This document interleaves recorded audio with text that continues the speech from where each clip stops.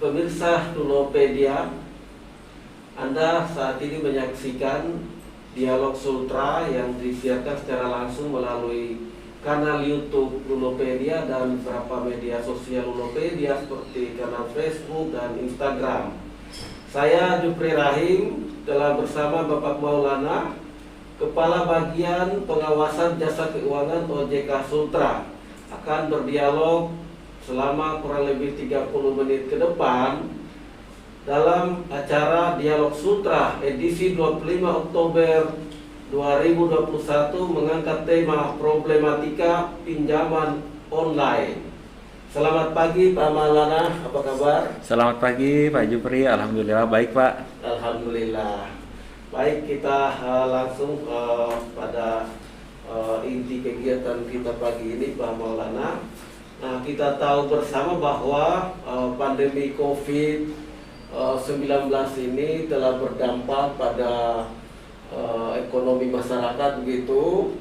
Banyak masyarakat diantaranya usahanya kurang berjalan normal, kemudian juga bahkan ada yang di PHK begitu ya. Sehingga secara ekonomi mungkin mereka kesulitan. Tetapi di sisi lain dengan kehadiran teknologi ternyata kesulitan-kesulitan itu tadi mereka terbantu karena dengan kehadiran teknologi orang dengan mudah juga melakukan kegiatan usaha dan juga termasuk untuk mendapatkan modal gitu. Nah, salah satu yang lagi ramai dibicarakan sekarang adalah banyaknya kehadiran lembaga-lembaga jasa pinjaman online begitu. Tetapi dalam perjalanannya ternyata pinjaman online ini memicu masalah di beberapa tempat, termasuk di di wilayah kita tentunya di Sulawesi Tenggara. Nah, pertanyaannya Pak, sejauh ini bagaimana sebetulnya kedudukan daripada lembaga pinjaman online ini secara hukum tentunya? Silakan Pak. Baik, terima kasih Pak Jupri. Izin sebelum menjawab pertanyaan dari Bapak, saya izin selamat pagi, salam sejahtera buat kita semua. Terkait dengan pertanyaan dari Pak Jupri tadi, dapat saya jelaskan bahwa sesuai dengan Undang-Undang Nomor 21 Tahun 2011 tentang Otoritas Jasa Keuangan, diatur bahwa OJK itu mempunyai 3 fungsi utama, yaitu mengatur, mengawasi, dan melindungi. Selanjutnya pertanyaan mungkin yang timbul dari masyarakat, siapa yang diatur dan diawasi oleh OJK? Jadi yang diatur dan diawasi oleh OJK itu ada 3 besaran industri jasa keuangan. Yang pertama adalah perbankan, yang kedua adalah pasar modal, dan yang ketiga adalah industri keuangan non-bank atau yang lebih kita kenal IKNB. Dalam IKNB ini banyak subsektor dari industri jasa keuangan yang diawasi oleh OJK, antara lain perusahaan pembiayaan, penggadaian, asuransi, lembaga keuangan mikro, termasuk juga yang tadi Bapak sampaikan terkait dengan pinjaman online. Jadi secara kedudukan hukum bahwa pinjaman online ini berada di bawah pengaturan dan pengawasan dari Otoritas Jasa Keuangan. Begitu Pak Jupri. Dari sisi aturan apa yang regulasi apa yang sudah diatur oleh OJK Pak terkait dengan lembaga pinjaman online ini?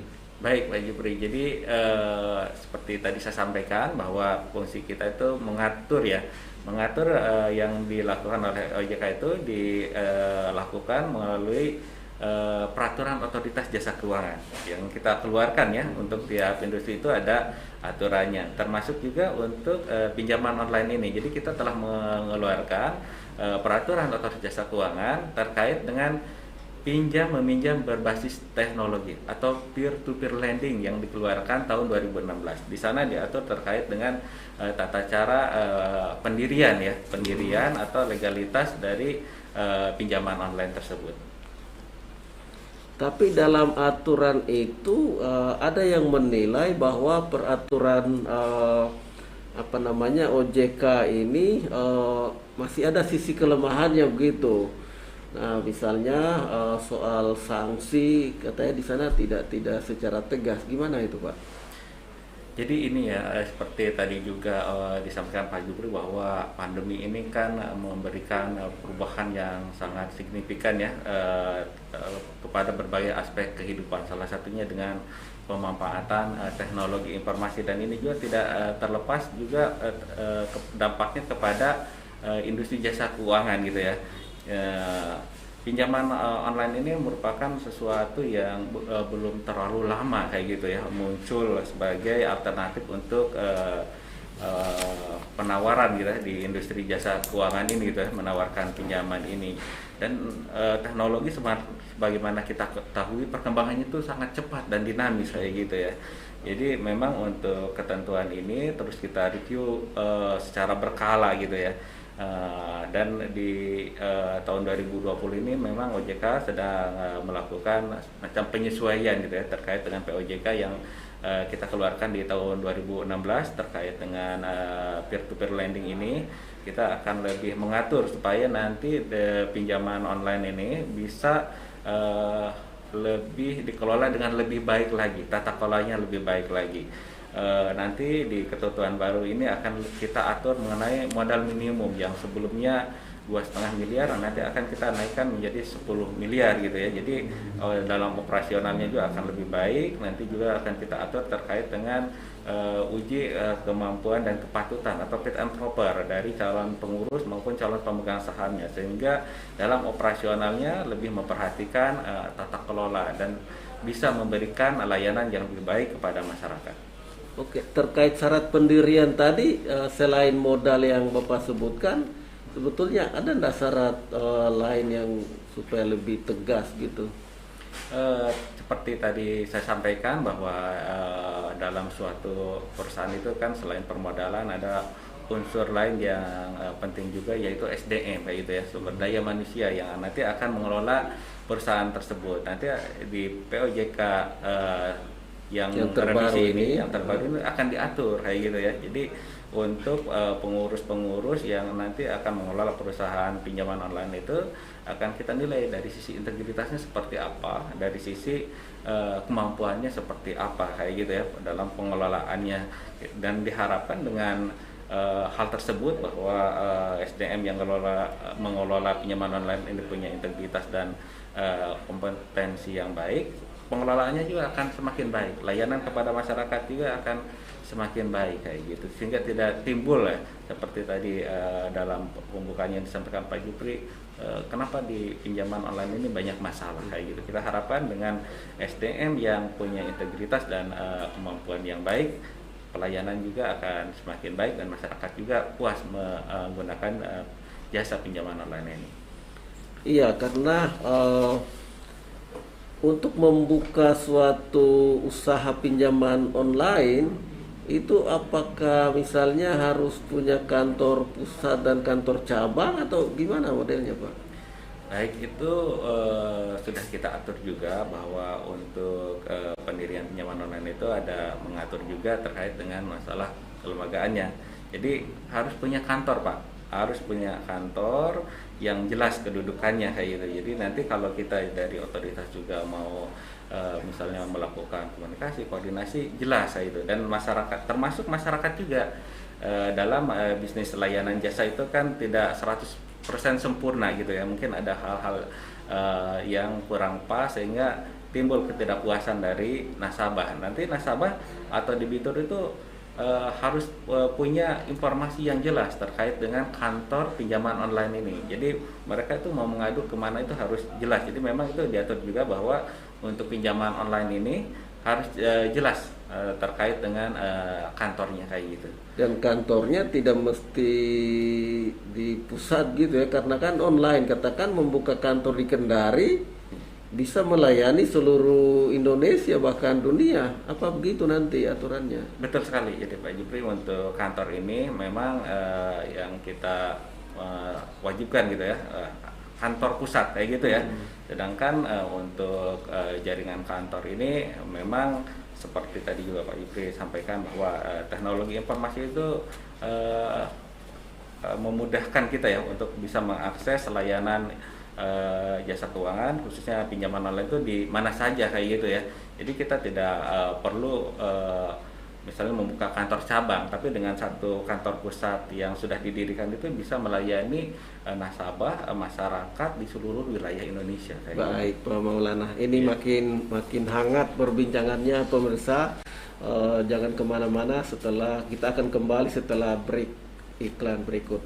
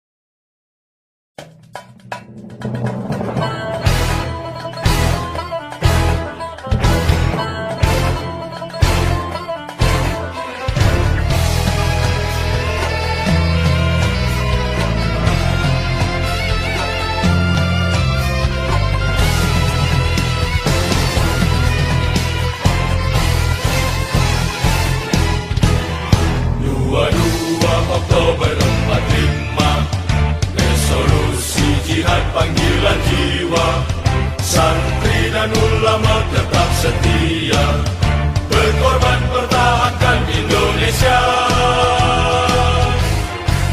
Saat ini kita telah merdeka, mari teruskan perjuangan ulama, berperan aktif dengan dasar Pancasila, Nusantara tanggung jawab kita.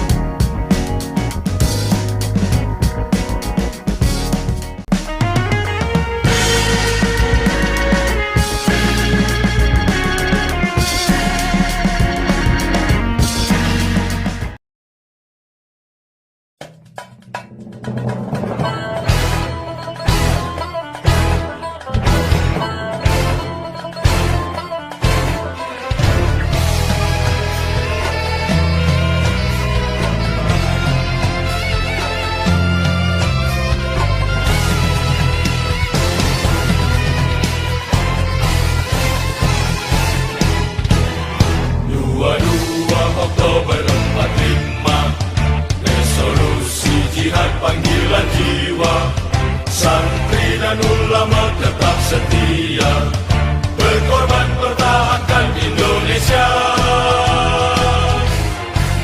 Saat ini kita telah merdeka, mari teruskan perjuangan ulama, berperan aktif dengan dasar Pancasila, Nusantara tanggung jawab kita.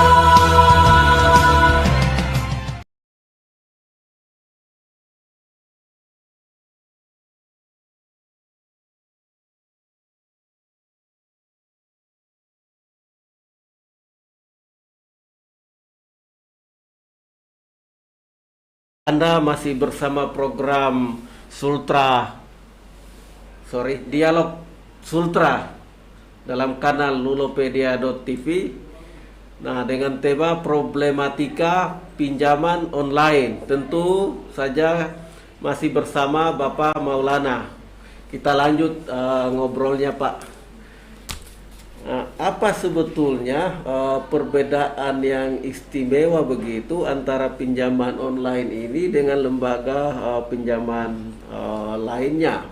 Misalnya mungkin dari sisi bunga, dari sisi kecepatan, atau dari repot, atau gimana menurut pandangan Bapak itu? Baik, Pak Jupri, seperti tadi juga kita setelah bahas itu ya, bahwa pinjaman online ini merupakan adaptasi gitu ya terhadap perkembangan teknologi kayak gitu kan. Teknologi ini memang menawarkan kemudahan dalam kehidupan kita. Dengan tadi juga kita bahas itu ya terkait dengan jaringan kantor, bahwa untuk pinjaman online ini tidak memerlukan jaringan kantor yang banyak, kantor pusat, karena memang untuk pinjaman online ini tidak perlu gedung fisik yang banyak kayak gitu ya.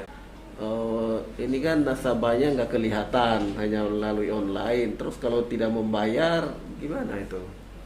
Jadi sama Pak seperti industri jasa keuangan lain juga, mereka juga mempunyai mekanisme gitu ya.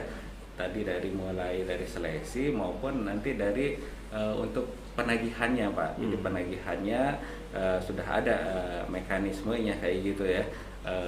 Dan biasanya untuk penagihan ini dari perusahaan pinjaman online juga ada beberapa yang punya perwakilan kayak gitu di daerah kayak gitu, perwakilan kayak gitu ya, perwakilan orang untuk bisa di Sultra sendiri ada enggak Pak sepengetahuan OJK perwakilan, katakanlah untuk yang penagih tadi, karena itu sumber masalah kan di penagihan sekarang kebanyakan ya. Kalau berdasarkan data yang ada di OJK Sulawesi Tenggara sampai saat ini belum ada Pak. Oh enggak Belum ada. ada. Jadi penagihannya hanya dilakukan lewat online kayak gitu. Ya, kita tahan lagi Pak. Baik, Ini Pak. kita komersial break. Pemirsa Lulopedia TV, dialog kita masih akan kita lanjutkan setelah segmen break. Tetap bersama kami.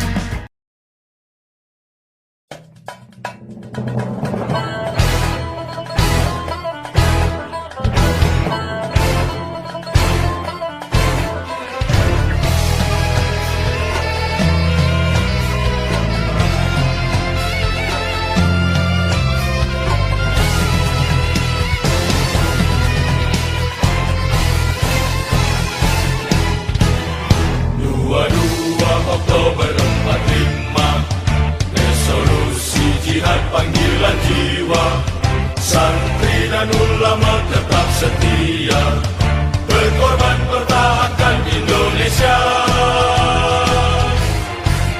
Saat ini kita telah merdeka, mari teruskan perjuangan ulama, berperan aktif dengan dasar Pancasila, Nusantara tanggung jawab kita.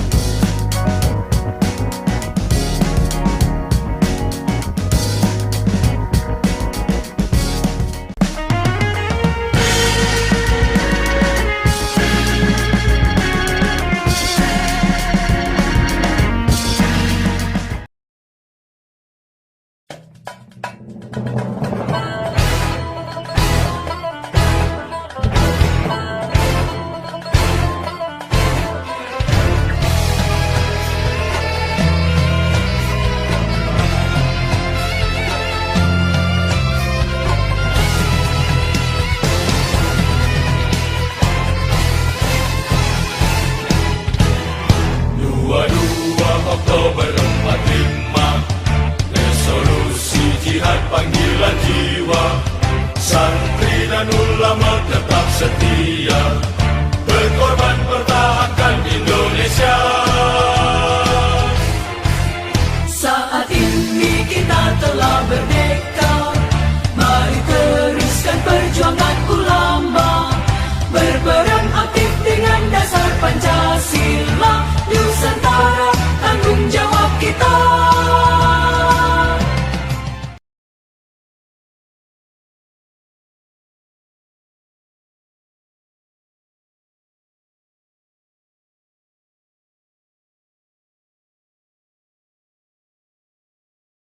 Terima kasih pemirsa, Anda masih mengikuti program Dialog Sultra Lulopedia TV dengan tema problematika pinjaman online. yang disiarkan langsung melalui kanal YouTube Lulopedia dan kanal media sosial Lulopedia seperti Facebook dan Instagram. Tentu saat ini kita masih bersama narasumber kita, Pak Maulana, Kepala Bagian Pengawasan Jasa Keuangan OJK Sultra. Tadi kita sudah bahas tentang bagaimana lembaga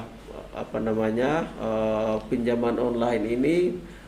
Tadi saya bisa simpulkan dari penjelasan Pak Maulana, rupanya mereka mentaksasi nasabahnya dari algoritma begitu ya, rekam jejak pengguna online. Nah, ke depan ini juga OJK Pak diminta untuk menertibkan banyaknya pinjaman lembaga pinjaman online ilegal ini. Ke depan OJK itu diminta untuk membuat satu persyaratan sehingga lembaga ini nanti ketika mendaftar di aplikasi seperti Apple, Google Play itu ada syarat tertentu dari OJK. Kira-kira sederhananya seperti apa nanti itu ke depannya Pak, terkait dengan aturan yang kita bahas pertama tadi? Baik Pak, jadi seperti tadi saya sampaikan di awal juga bahwa OJK itu sudah punya ketentuan yang mengatur terkait dengan pinjaman online ini ya, yang POJK tahun 2016 ini. Di sana itu diatur terkait dengan mekanisme bahwa untuk pinjaman online ini harus terdaftar dan berizin. Jadi harus terdaftar dan berizin di OJK. Nanti OJK akan melakukan semacam review penelitian terkait dengan permohonan yang diajukan. Nanti kalau sudah memenuhi persyaratannya ditentukan, OJK akan mengeluarkan semacam SK Pak, SK terkait dengan izin usaha atau izin operasional dari pinjaman online ini. Nah, nanti dari SK ini akan menjadi persyaratan Pak dari pinjaman online yang akan menawarkan atau melakukan usahanya, karena untuk pinjaman online itu kan biasanya memakai aplikasi, dan aplikasi itu biasanya di-upload atau disimpan di Play Store yang punya Google itu kayak gitu. Nanti dengan kerjasama antara OJK dan Google ini untuk aplikasi-aplikasi yang menawarkan pinjaman online ini harus punya SK itu dari OJK itu. Jadi memang benar-benar yang sudah terdaftar dan berizin di OJK kayak gitu. Jadi tidak sembarangan orang bisa menawarkan pinjaman online ini tanpa memegang surat izin atau SK dari Otoritas Jasa Keuangan. Paling tidak dengan cara seperti itu dibayangkan akan bisa tertib ya, walaupun ke depan mungkin akan ada cara lain lagi gitu ya. Betul. Memberantas satu, dengar-dengar kan kemarin sudah kurang lebih 3.000 lembaga itu yang pinjaman online ilegal ya, yang sudah ditertibkan oleh OJK. Ya. Nah, terus sambil menunggu aturan-aturan yang baru itu tentunya kan tidak kalah penting saat ini Pak, upaya-upaya sosialisasi kepada masyarakat tentang bagaimana sih supaya bijak memanfaatkan pinjaman online ini. Apa yang dilakukan OJK Pak? Baik, kembali juga kita ke fungsi utama OJK tadi ya, melindungi ya. Dari 3M itu mengatur, mengawasi dan melindungi. Melindungi yang dilakukan oleh OJK adalah dengan memberikan edukasi Pak, edukasi kepada masyarakat sehingga masyarakat itu bisa membedakan mana ini pinjaman online yang legal, mana pinjaman online yang ilegal. Edukasi seperti apa misalnya Pak?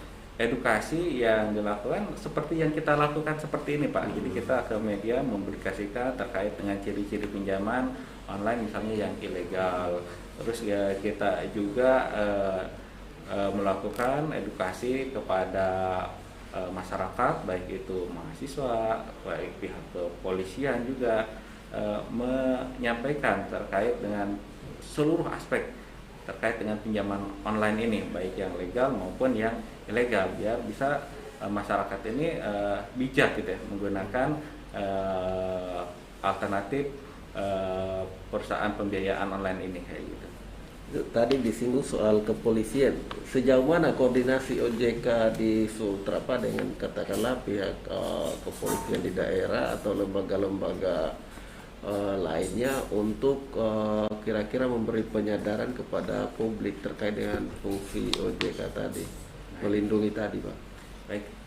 Jadi untuk koordinasi ini kita diwadahi oleh suatu wadah gitu Pak. Jadi ada namanya wadah Satuan Tugas Waspada Investasi, yang mana wadah itu terdiri dari berbagai instansi atau lintas instansi kayak gitu. Ada OJK, Bank Indonesia, Kejaksaan, Kepolisian, Dinas Keagamaan, Koperasi, karena terkait dengan pinjaman online ini, atau mungkin kita juga pernah mengenal atau mendengar gitu ya terkait investasi ilegal, itu harus dilakukan pengawasannya lintas instansi. Makanya kita perlu koordinasi, dan untuk koordinasi ini memang sudah kita rutin Pak lakukan kayak gitu ya.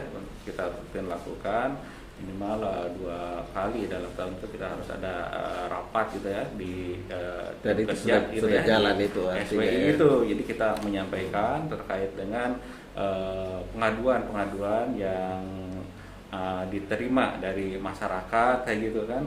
Terus bagaimana tindak lanjut yang kita lakukan kayak gitu, dan kita juga mencoba untuk memetakan ya modus-modus gitu ya, modus-modus dari pinjaman online maupun investasi ilegal kayak itu, biar nanti bisa kita juga sampaikan ke masyarakat gitu ya, modus-modus seperti apa yang biasanya dilakukan, sehingga masyarakat itu tidak tergoda atau terjebak oleh pinjaman online ilegal maupun yang investasi ilegal itu Pak. Ada berapa pengaduan Pak selama ini terkait dengan pinjaman online untuk di daerah kita? Kalau di kita ini Pak, untuk pengaduan itu dibedakan, ada lewat telepon, ada juga pengaduan secara datang langsung, dan pengaduan secara tertulis kayak itu. Untuk pengaduan pinjaman online ilegal ini sebagian besar dilakukan melalui telepon kayak gitu. Jadi misalnya menanyakan ciri-ciri dari pinjaman ilegal ini, terus bagaimana kalau kita mendapatkan semacam penagihan yang tidak patut dari perusahaan pinjaman online ini kayak gitu.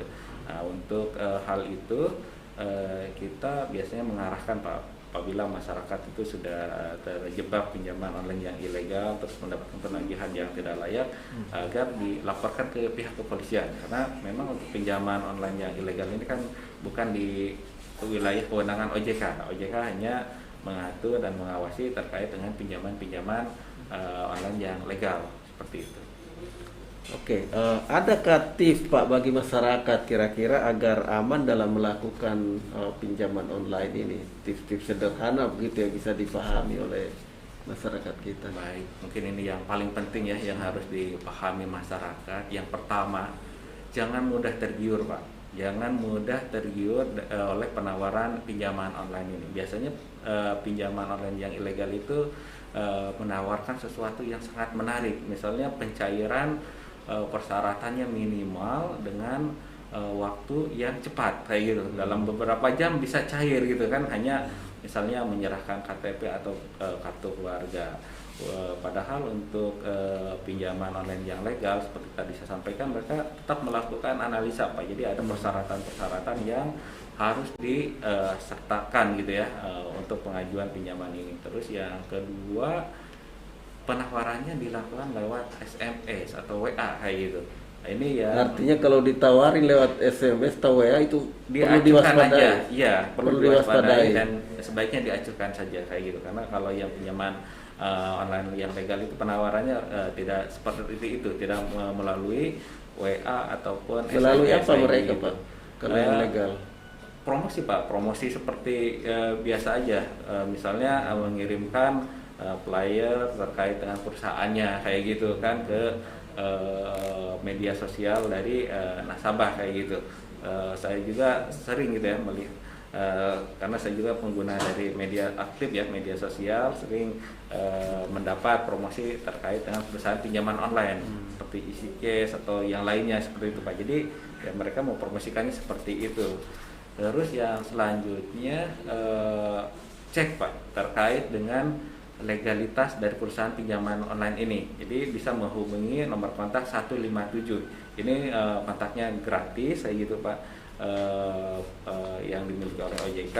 Selain itu juga untuk informasi pinjaman online ini bisa juga melalui email konsumen .ojk.go.id. Jadi itu beberapa hal yang harus diperhatikan masyarakat apabila akan menggunakan jasa pinjaman online. Jadi pastikan dulu bahwa itu terdaftar dan berizin ya di OJK, karena kalau pinjaman online yang legal itu pelayanannya akan lebih baik karena mereka juga punya kode etik kayak gitu ya.